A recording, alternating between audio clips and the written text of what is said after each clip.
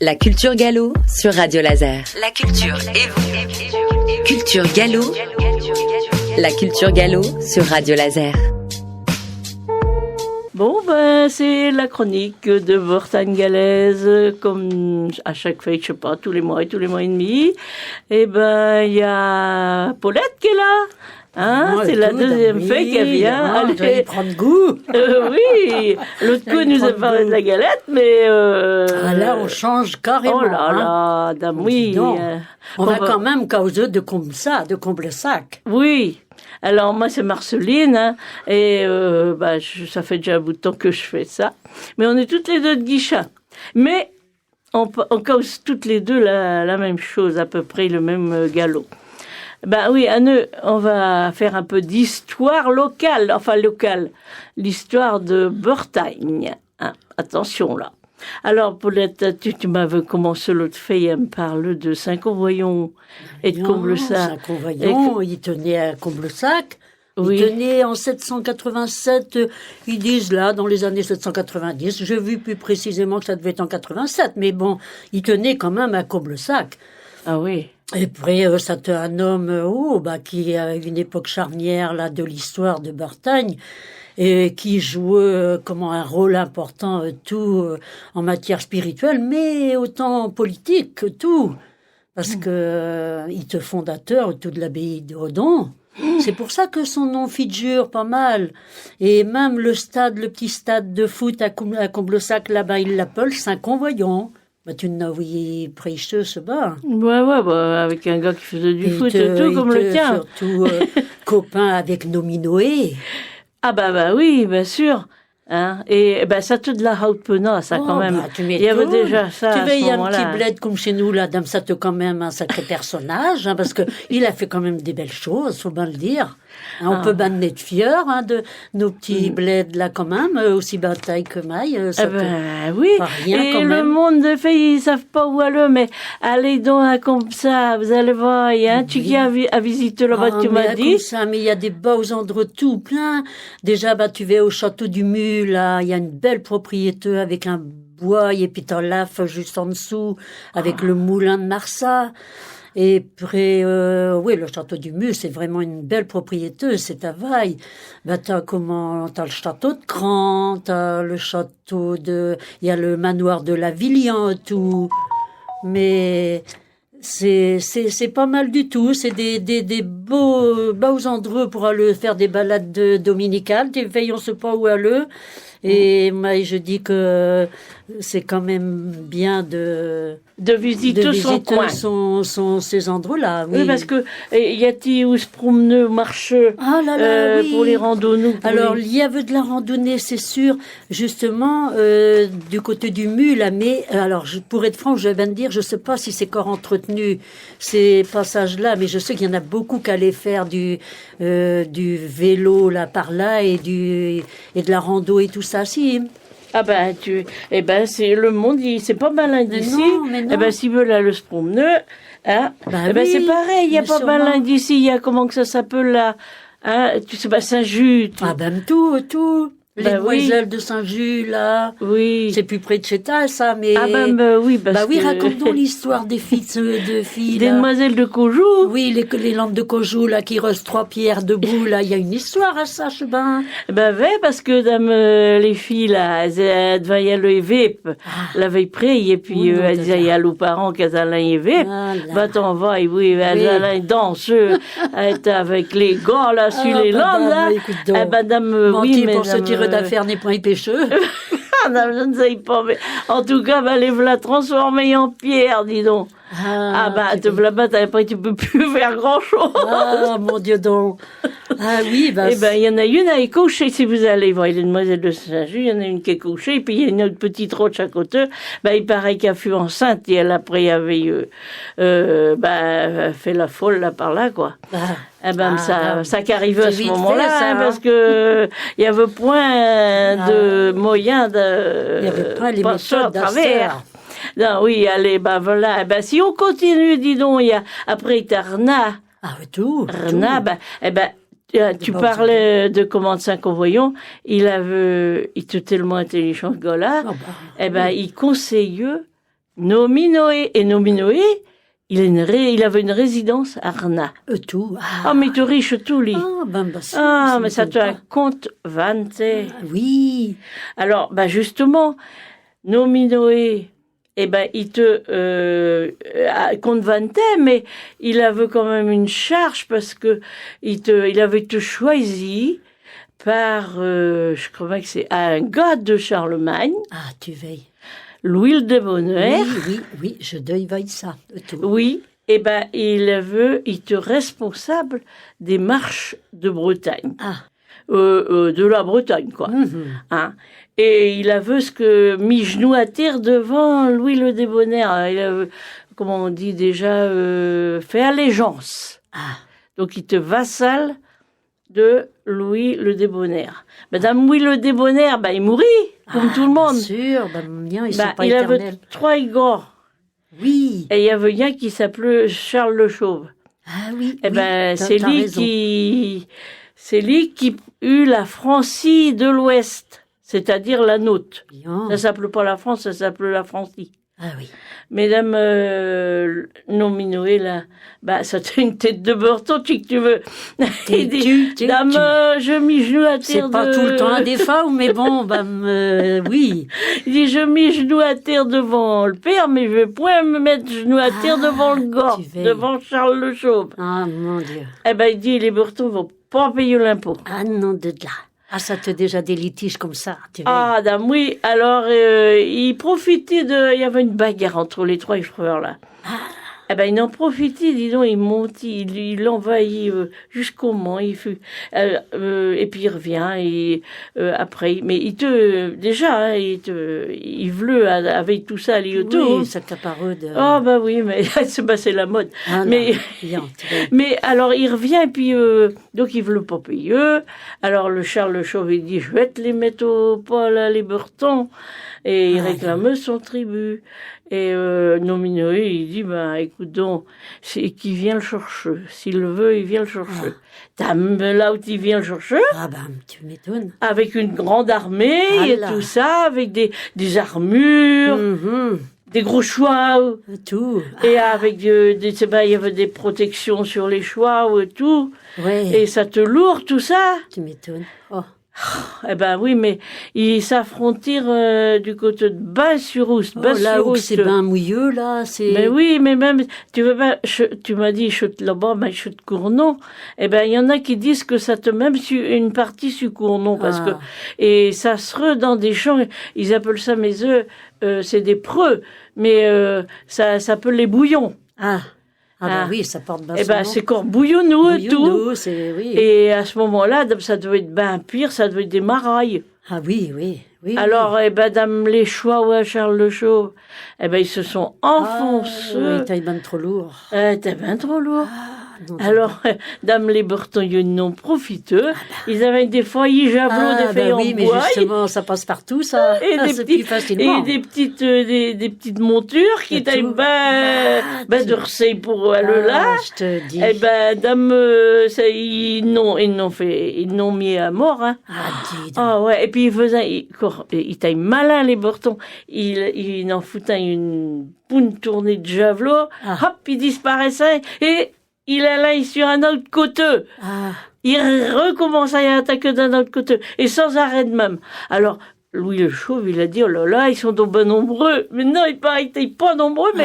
il faisait des tours, quoi. Voilà, c'est ça. Et ça va y faire, quoi. Ça te... mais je te dis que dans tout temps, il y a tout le temps eu quand même, chacun tire...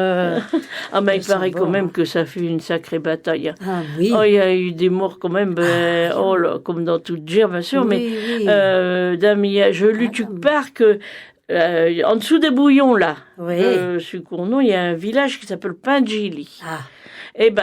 Ils ont remarqué que les chiens de Pingili, ils n'ont bu du sang dans les ruisseaux pendant 8 jours. Oh, dis donc. Dis donc, oui. Oui, mais ça ne te pas de la rigolade, là, ce coup-là. Non, hein. Ils se sont battus comme ça. Charles le Chauve, dis donc, il a eu tellement peur, il est crayeux tellement nombreux, il se battit pendant 2 jours, mais après, la noté d'après, il foutit le camp sans rien dire. Il paraît qu'il l'a rattrapé au Mans. Tiens, tu vas. Et il avait eu pour, quoi. Il se dit, je se foutu, quoi. Oui. Et du coup, il est si bien de Chaussupia, s'il paraît, pour le bonheur des Bortons. Et du coup, Nominoé, ils fondit le royaume de Bretagne. Ah oui. Oui, c'est bien vrai. Ça te le porte mieux. Oui. Le porte mieux à faire ça. C'est Mais ça. le vrai roi, ça te son gars après, Erispoé. Ah oui.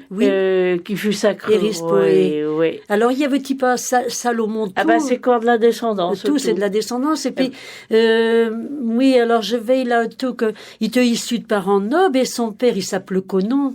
Il te sénateur ou un homme de grande autorité. Non, le Dieu, non. À Salomon. Attends. Le roi Salomon. Oui. Mais c'est pas celui de la Bible, hein. Le roi Salomon, c'est la descendance à... De la descendance de Samlaine. Non, c'est pas ça. Il n'y a pas une histoire de Samlaine, je sais pas, parce que tu sais pas, il doit être... l'évêque de Rennes, là. Alors, Saint-Convoyant, là, ça te un fervent prédicateur. Oui, c'est lui qui il te sciencelé. Mais pareil que Nominoé, non, hein, il savait faire la gire, tout ça, mais il y avait de l'autorité. Oui. Mais pas, il y a pas de genre de monde qui savait lire et écrire, il paraît, à ce moment-là. Même lui. Ah oui. Mais ça les empêche pas d'évoluer à leur façon, hein. Oui. Mais cette Saint-Convoyant conseilleux. Ça. Il te religieux. Comme tu dis, religieux, politique. Oui, c'est ça. Tout est vraiment. Ouais. Il avait des capacités, comment qu'on dit, au potentiel intellectuel. Oui, HPI. C'est pas la mode. Oui. À ce moment-là, je ne sais Dieu, pas. Oui, je ne sais pas, mais en tout cas. Toujours est-il que c'est là que ça a commencé le royaume de Bretagne. Et puis, après, ça a été jusqu'en 1488. À la bataille de Saint-Aubin-du-Cormier. On a perdu notre indépendance, là, quoi. Et puis après, il y a la Révolution, on a gagné le truc, de payer des impôts, comme tout le monde. Ça, par contre, bien sûr, mais on ne peut pas passer à côté de tout. Mais non, c'est intéressant. C'est vrai qu'on devrait apprendre ça à l'école, ces histoires-là, surtout que ça nous c'est quand même chez nous, c'est notre territoire à nous, donc c'est intéressant de connaître tout ça. Oui, mais ils n'en parlent pas dans les écoles. Il te humble, lui, puis il avait bâti le monastère d'Ordon, là, et puis la célèbre église de Saint-Sauveur, Saint-Convoyant. Oui, je parle, du coup, je dévie un peu, là, oui, parce qu'on cause Nominoé, mais c'est vrai que Saint-Convoyant, j'insiste là-dessus, sur moi, parce que comme il tenait dans mon patelin, comprends-tu? Oui. Mon Dieu. C'est un personnage. Mais Nominoé, je crois qu'il est du 20... ils savent pas d'où qu'il est né. Mais alors, mais bon. On a oublié de dire quand même que ça en l'année... Plumogade, il y en a d'autres qui disent Dole.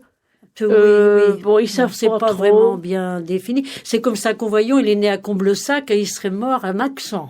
C'est pas Balin et Alain. Salomon, lui, déjà, le roi Salomon, donc la descendance à Nominoé là, il avait sa résidence, il avait une résidence à son fief à Maxent. C'est bien ce que je veux dire. Donc, quand même, il y en a du Caïseinou. Oui.